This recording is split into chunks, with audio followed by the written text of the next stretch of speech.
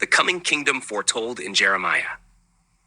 The book of Jeremiah contains powerful prophecies about the future restoration of humanity under the rule of a righteous king. These prophecies describe a time when evil will be eradicated, falsehoods will be exposed, and all people will come to know Yahweh. They speak of a new order where justice prevails, righteousness flourishes, and the nations willingly turn to God. The words of Jeremiah reveal that Yahweh has planned a time of renewal, where his people will no longer suffer under deception and oppression, but will live in peace and harmony under his divine governance. Jeremiah declares that in the coming era of goodness, people will no longer walk after the imagination of an evil heart. At that time, they shall call Jerusalem the throne of Yahweh, and all the nations shall be gathered unto it, to the name of Yahweh, to Jerusalem. Neither shall they walk any more after the imagination of their evil heart. Jeremiah 3:17. This prophecy speaks of a future where the city of Jerusalem becomes the center of divine rule, and humanity abandons its wayward thoughts to follow the righteousness of Yahweh.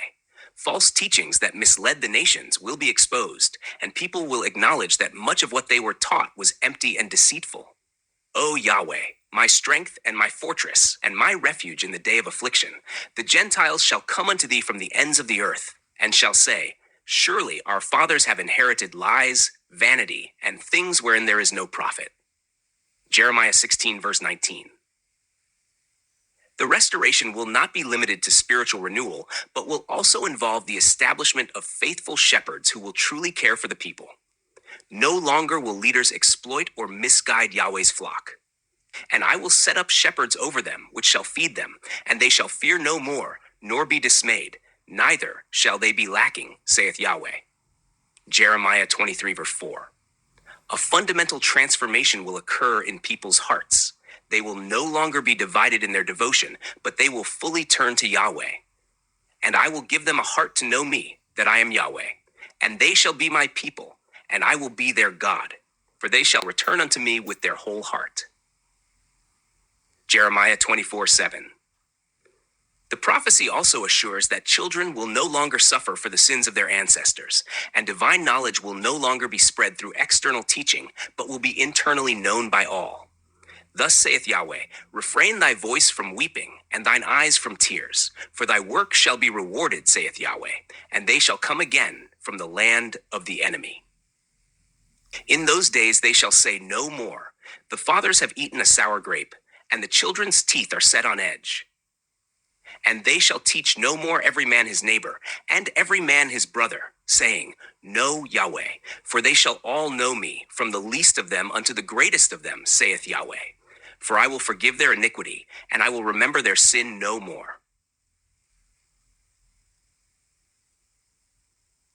A new, everlasting covenant will be established, ensuring that the people will not turn away from Yahweh again.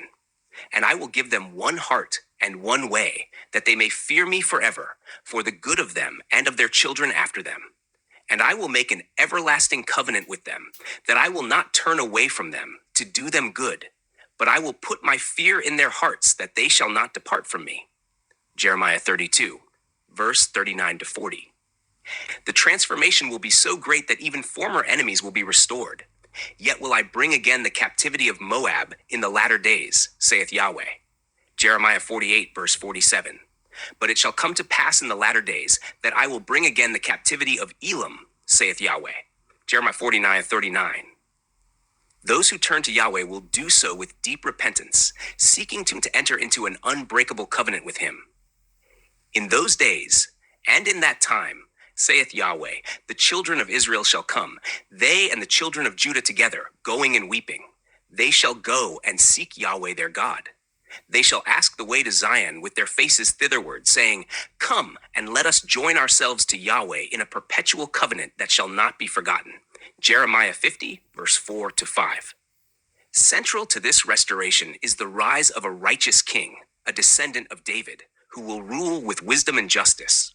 Behold, the days come, saith Yahweh, that I will raise unto David a righteous branch, and a king shall reign and prosper, and shall execute judgment and justice in the earth. In his days Judah shall be saved, and Israel shall dwell safely. And this is his name, whereby he shall be called Yahweh our righteousness. Jeremiah 23, 5-6. Jerusalem will be the center of divine rule, and all nations will turn to it as the seat of Yahweh's kingdom. At that time they shall call Jerusalem the throne of Yahweh, and all the nations shall be gathered unto it, to the name of Yahweh, to Jerusalem. Neither shall they walk any more after the imagination of their evil heart. Jeremiah 3:17.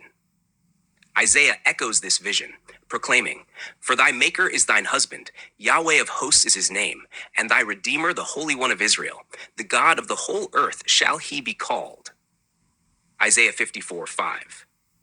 These prophecies declare a future where Yahweh establishes his righteous kingdom on earth, where people turn away from wickedness, and where the nations acknowledge him as their true ruler. The words of Jeremiah affirm the coming of a new era where righteousness, peace, and divine knowledge will fill the world, and Yahweh's everlasting covenant will stand firm forever.